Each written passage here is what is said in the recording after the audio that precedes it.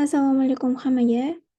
Ho'p, o'zi YouTube yuritish boshlaganiga ancha bo'ldi, lekin hech o'sish bo'lmayotgandi va buni sababi nimada deydigan bo'lsa, birinchisi o'sha YouTube'da chiqadigan kontentni chiqish jarayoni judayam cho'zilib ketgani va buni oqibatida ozgina bo'lsa ham bilim ulashish imkoniyatidan ayrilib qolayotgandim. A, chunki bitta syomka qilish uchun siz o'sha bir nechta odamlarni gaplashasiz, syomka belgilanadi, syomkaga tayyorgarlik ko'rasiz, keyin uni montaj qilinishini kutasiz, montaj qilingandan keyin feedback beriladi, feedback berilgandan keyin uni cover yasalanadi, keyin time-kod qilinadi, keyin uni feedbacklar to'g'rilanadi, keyin uni tasdiqlanadi va keyin chiqadi. Va shuni oqibatida nechadir oylar davomida bu narsa, ya'ni dars o'tib berish orqaga surilib kelayotgandi. Am, Nasib qilsa shu anaqamiz meni challengeimiz uzoq davom etsin, toki o'sha bemalol o'sha professional tarzda syomkalar qila oladigan, bemalol qila oladigan vaqtgacha yetib borgungacha o'sha narsaga vaqt, har tomonlama jamoa tomonlama yetib olgunga qadar mana shunaqa turdagi darsliklarni yozib borishga qaror qabul qildim. Nega deydigan bo'lsa, umuman hech narsa qilmagandan ko'ra, hech narsa qilmagandan qilgandan ko'ra nimadir qilgan yaxshi. Ya'ni ozgina bo'lsa ham mayli, muhimi nimadir qilgan yaxshi degan fikrga keldim. Xo'p, endi sizlar bilan mana shu Google Docsda tushuntirib boraman. Darslarimiz formati odatda mana shunaqa bo'ladi. Har xil o'sha o'zim kurslardan o'rgangan, o'zim amalda qo'llayotgan, kitoblarda o'qib qolgan bo'lishim mumkin va kurslarda o'qigan, qanaqadir seminar, forumlarga, treninglarga borishim mumkin, o'sha olgan notlarim bo'lishi mumkin. Mana shunaqa narsalar bilan boraman. Ya'ni mavzu aynan bir shablon ortida bo'lmaydi. Nima o'rgansam, nima menga foyda bersa yoki nimani amalda qo'llab ko'rgan bo'lsam, nima menga qiziq bo'lsa, shu mavzuda gapirib boraveraman.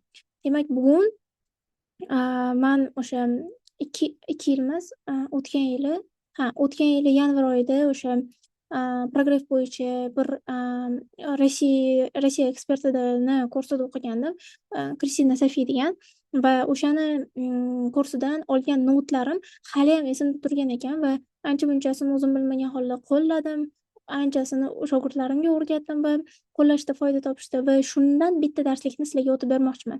Ya'ni bu pulli kontent, ya'ni pulli kursdan olingan darslik. Qiymatini tushuntirishni aytmoqchiman. Ya'ni ham diqqatliroq bo'lib dars eshitishinglar uchun. Xo'p, birinchisi, ya'ni obunachi yig'ishni bepul yo'llarini o'rganamiz. Va endi hammasini mana shu hozir nechta yo'l o'rganishimizdan qat'iy nazar hammasini fundamentida, ya'ni tagida bitta narsa yotadi. Bu ham bo'lsa progress.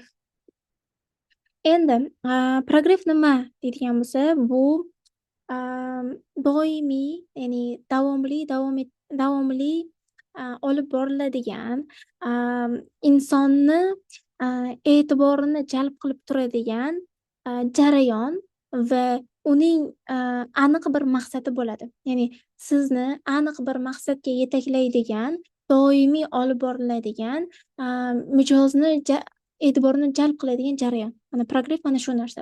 Biz odatda progress deganda qanaqadir vebinardagi progressni tushunamiz, webinar kanaliga odam yig'ib progress qilish tushunamiz yoki storiesdagi progress tushunamiz. Yo'q, hamma narsa progress bo'lishi mumkin. Hattoki hozirgi mana shu darsim ham mani kurslarimga, mani premium kanalimga progress bo'lishi mumkin. Ya'ni progress bu o'sha sizni maqsadli auditoriyani qizdirishingiz, ya'ni obunachilarni qizdirishingiz yo'li. Endi kelinglar o'sha bepul yo'llari haqida o'rganamiz. Ya'ni qanaqa qilib o'sha olaylik, siz qaysidir biznesda ishlaysiz, olaylik yoki siz o'zingizni brendingizni anaqa ko'tarmoqchisiz, lekin komandangiz yo'q, mayli jamoangiz bo'lgan taqdirda ham sizni anaqangiz yo'q, mablag'ingiz yo'q. Shunaqa holatlarda nima qilish kerak? Birinchisi bu UGC content. UGC content. Xo'p, UGC content nima deydigan bo'lsa, bu sizni anaqa nimadim, obunachilaringiz ushlab olgan ma'lum bir mavzudan foydalangan holda kontent qilish. Ya'ni bu o'sha sizni obunachilaringizga fikri bo'lishi mumkin, ularni qo'llab-quvvatlashi mumkin. Ya'ni sizni ayni paytda bezovta qilayotgan va sizni obunachilaringizni bezovta qilayotgan mavzularni olib chiqish. Rosa hozir ommalashdi, ko'rgan bo'lsanglar bundoq Instagramda "Задайте мне вопрос" degan anaqa ikonka bor-ku, mana shu ikonkada har xil savollar qoldirib, shu narsani video qilib olib chiqishyapti. Har xil mavzularda ko'rgan bo'lsanglar ham kerak, ko'zingizga tushgan bo'lsa. Ya'ni bitta turi shu, sizni va obunachilaringizni bezovtalayotgan mavzuda gapirib chiqish va bu narsa tabiiyki, obunachilaringizni anaqasiz e'tibordan chetda qolmaydi. Keyingisi bu a, hop, viral kontent. Hop, viral kontentga nimalar kirishi mumkin? Viral kontent o'zi nima deydigan bo'lsa, viral kontent bu o'sha uchib ketadigan anaqalarda ishga olishdan oldin aytadi-yu, million prosmotr qilib berasizmi deydi-yu. Xuddi shunaqa, ya'ni tez tarqaydi, odamlarda emotsiya paydo qiladi, uni takrorlashga harakat qilishadi. Bu hazil qanaqadir video bo'lishi mumkin, hayp bo'lishi mumkin, trend bo'lishi mumkin. Lekin sizlarga tavsiya qilgan bo'lardim, undan nima deydi, viral kontentdan uzoqroq bo'lish kerak. Chunki har xil odam kiradi, sizda aynan obunachida filtr qolmay qoladi. Ya'ni sizni voronongizga umuman keraksiz bo'lgan insonlar qo'shilib qolishligi mumkin. Shuning uchun ham viral kontentdan o'ta ehtiyot bo'lib, imkon bo'lsa uzoqroq yurish ham tavsiya qilinadi. Balki joyi kelsa anaqa qilish mumkin, ishlatilishi mumkin. Masalan, siz agar katta reklamdan kompaniya qilayotgan bo'lsangiz va siz u yoqda faqat view uchun ishlayotgan bo'lsangiz, shunaqa holatda viral kontentdan foydalansangiz bo'ladi. Xo'p, bu narsaga masalan yana nimalar kirishi mumkin? Qanaqadir nimanidir mashinani o'rtaga qo'yib, qanaqadir olimpiadalar o'tkazishadi yoki umumiy butun ommani qiziqtiradigan, ya'ni ko'pchilikni qamrab oladigan kontent turi. Endi keyingisi bu anaqa взаимный круг. O'zbekchasida nima bo'lardi bu? Community deylik. Ya'ni bu holatda siz har xil o'sha soha ekspertlari bilan birlashasiz. Imkon qadar o'zingiz sohangizda bo'lsa yaxshi, obunachilaringiz teng bo'lsa yanayam yaxshi va birgalikda ular bilan obunachi almashasiz. Ya'ni buni har xil turlari bor. Birgalikda bir-biringlarni reklama qilishinglar mumkin storiesda, bir-biringlarni progress qilishinglar mumkin. Qanaqadir birgalashib, qanaqadir jonli dars o'tishinglar mumkin. Birgalikda "Men buni anaqa storiesda o'tsang, mendan sovg'a olasan", ya nimadirlar qilib bir-biringlarni obunachiliginglarga sovg'alar berishinglar mumkin. Ya'ni va masalan 4-5 ta bloger birgalashib olib, qanaqadir uchrashuv tashkillashtirishinglar mumkin. Umumiy community yig'ib, o'sha community ichidagilar bir-biri bilan obunachi almashadi. Bu ham bitta yo'li. Keyingisi bu speakerlik. Ya'ni siz kimgadir, kimnidir kanalida, kimnidir kursida, kimnidir bilmadim blogida o'zingizni taklif qilasiz. Spikerlik qilib beraman, dars o'tib beraman deb. Bu narsa ancha-muncha sizni tanitadi, sizga obunachi olib keladi. Chunki men o'zim ham shaxsan ko'p sinab ko'rganman. Bundan natija zo'r bo'ladi. Chunki u odamlar sizni darsingizdan keyin sizdan qiymat olgandan keyin sizga ishonchi baland bo'ladi. Ya'ni loyal obunachilar mana shunaqa yig'iladi demoqchiman. Va endi buni qanaqa qilishim mumkin deydigan bo'lsangiz, yoki siz ekspertiz qanaqa qilishi mumkin deydigan bo'lsa, ekspertiz yoki o'zingiz qaysi mavzularda gapira olasiz. O'sha narsani, o'sha gapira oladigan mavzularingiz ro'yxatini tuzish va shunga ko'ra bloglar topib, o'sha bloglarga taklif qilishingiz mumkin. Keyingisi bu konferensiya.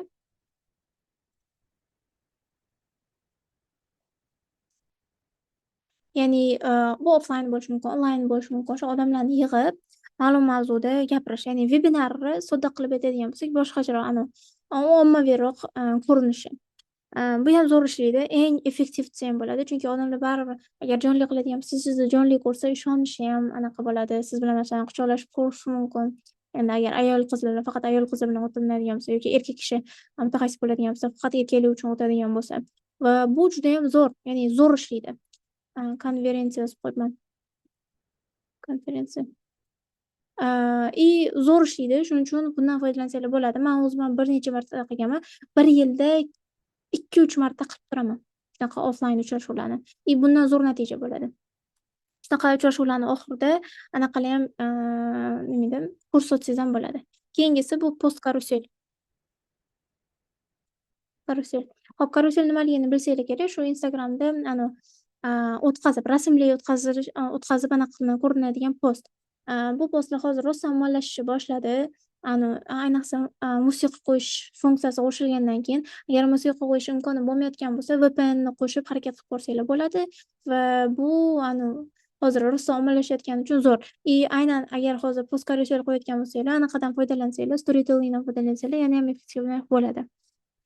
Hop, va eng oxirgisi o'sha 7-yo'l bu Reels'lar orqali obunachi yig'ish. Hozir Reels'lar rosa ommalashyapti. Hozir Reels'larim zo'r chiqsin deb hamma bozorda kurashyapti va sizlar qachon yutasizlar deydigan bo'lsa, aytganimdek, agar siz Reels'da formatlarni ko'proq qilsangiz va formatdagi ichidagi rakurslarga e'tibor beradigan bo'lsangiz va rakurs ichidagi mavzular sizni obunachilaringizni qazefadan kelib chiqqan bo'lsa, yutib ketasizlar Reels orqali. Shunaqa. Bu endi Reels umuman alohida mavzu. Progress o'zi umuman alohida mavzu va har biri hozir men bu har biri haqida alohida bitta katta darsga qilib gaplashib chiqsam ham aslida bo'ladi. Lekin o'rganaman degan odamga shuni o'zi ham ancha-muncha yetarli. Xo'p, bugungi darsimiz shu edi. Anaqa nima edi? E'tiboringlar uchun rahmat. Agar foydali bo'lgan bo'lsa, obuna bo'linglar. Izoh yozinglar, layk bosinglar. Kichkina akkaunt egasi uchun bu juda ham katta anaqa yordam bo'lgan bo'lardi. Va agar mana shunaqa turdagi darsliklar qiziq bo'ladigan bo'lsa, mani anaqa ssenarist daftarchasi nomli premium kanalim bor. Har oy to'lov qilib, u kanalda qo'shilish mumkin va haftasiga bunaqa darsliklardan u yoqda 2 tadan chiqadi, podkastlar chiqadi, u yoqda ya'ni ma'lumot va qiymatli ma'lumot u yoqda ko'proq. Masalan, u yoqda o'zimni tajribam bilan bo'lishim mumkin, o'qigan kitoblarimdagi dan podkastlar yozishim mumkin. O'shda menga bemalol savol berishsa, savol-javob qilishim mumkin. Umumiy u yoqda kontent ko'proq demoqchiman. Umumiy ishlar haqida gapirmoqchi edim. Dars foydali bo'lgan bo'lsa xursandman. Vaqtinglarga rozi bo'linglar.